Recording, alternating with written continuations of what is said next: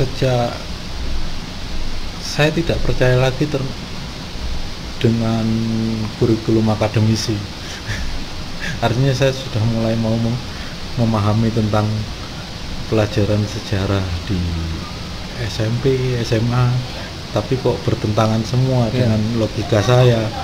Maka di situ saya neliti, saya pelajari dulu dari sisi mana, misalkan budaya, kebiasaan masyarakat, itu kan saya perhatikan, saya amati dulu, sampai saya mulai memberanikan diri untuk pertanyaan yang di kepala saya ini, saya memberanikan untuk membuktikan. Jadi misalkan kok candi-candi di seluruh Jawa ini terpendam karena letusan gunung, rata-rata kan gitu ya.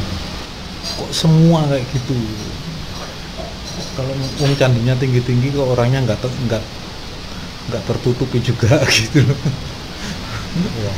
Artinya masa sih itu letusan gunung, walaupun ya ada yang letusan gunung, tapi masa sih setiap candi yang terpendam itu selalu dibilang letusan gunung. Sampai yang jauh dari gunung yang berapi, misalkan daerah utara ada candi terpendam, itu juga letusan gunung. Yang selatan letusan gunung. Bingung kayak Merapi itu sampai detik ini sudah berapa kali meletus yang selama saya lahir saya tahu. Itu kok nggak tertutupi yang di daerah-daerah Klaten, daerah di sekitarnya situ, gitu. Magelang sendiri, kok nggak tertutupi gitu kan? Sama-sama dulu juga ada masyarakatnya juga gitu. Kok hanya candinya gitu ya? Iya, kok cuma candi aja, kan saya bingung. Akhirnya kan setiap candi yang terpendam tak gali. Dengan cara apa? Dengan cara kalau candi ini terpendam, itu pasti nggak ada tanda, nggak ada tetenger, kan terpendam, hilang.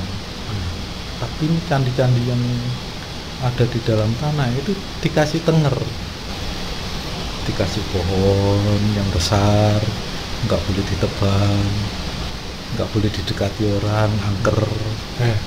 Pohonnya jangan tebang, nanti mati pohonnya. Karena kan itu tenger.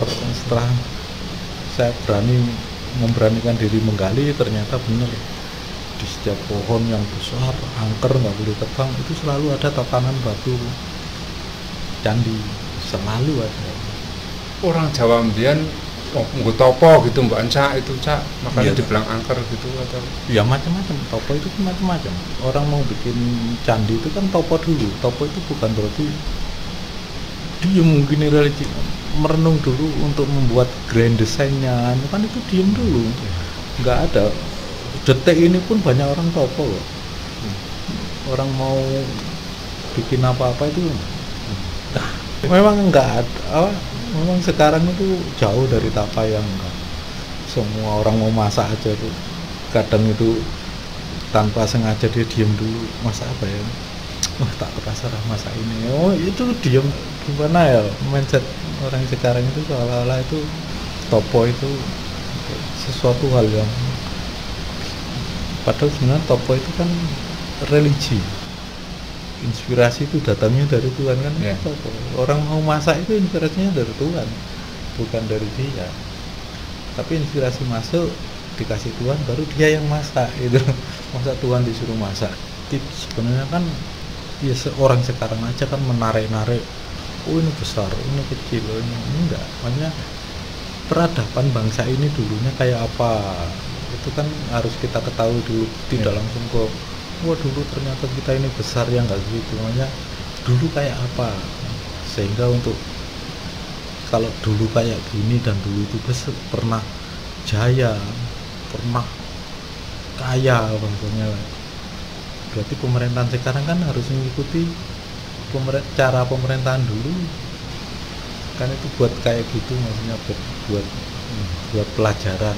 Walaupun dulu itu ya ada yang jelek, tapi kan yang jelek kan nggak usah ditinggalin. Daripada sekarang itu ibaratkan bikin negara itu kan orang buta sendiri, kacau sendiri. Kalau makanya kan saya ikut demo kan malas. Karena apa? Peraturan yang dibikin undang-undang di demo itu kan nggak usah di demo, nggak usah apa, kan berubah sendiri. Wong mereka senangnya membuat itu aja. Ada undang-undang udah diamandemen berapa kali kan, itu kan terus kita demo ngapain, nanti kan juga berubah sendiri. Yang jadi masalah sebenarnya kan akademisi sendiri kan ngeracuni masyarakat kita tentang sejarah. Pengkaburan sejarah atau gimana? Enggak, dia juga terlibat di pengerusakannya malah sebenarnya. Terlibat di pengerusakan sejarah. Misalkan gini, kurikulum sejarah di universitas, termasuk arkeolog, termasuk antropolog, itu kan seharusnya buku yang dijadikan pedoman kurikulum itu kan buku si penulis langsung sejarahnya kan ada di Jawa, kayak Negara Kertagama, Ropa Tanah Jawa.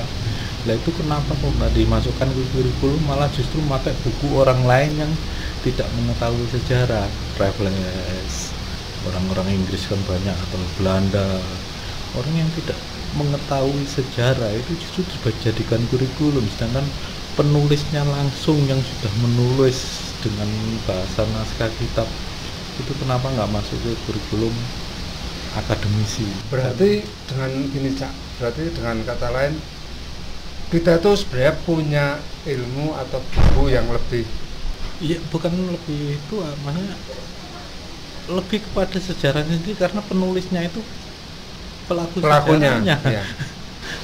Dari orang lain yang datang ke sini untuk mengetahui sejarah bangsa ini, hanya mengetahui, dan mengetahui itu antara benar sama salah kan nggak tahu ya.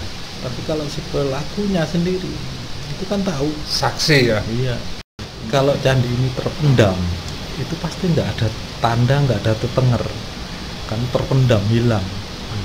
Tapi ini candi-candi yang ada di dalam tanah itu dikasih tenger.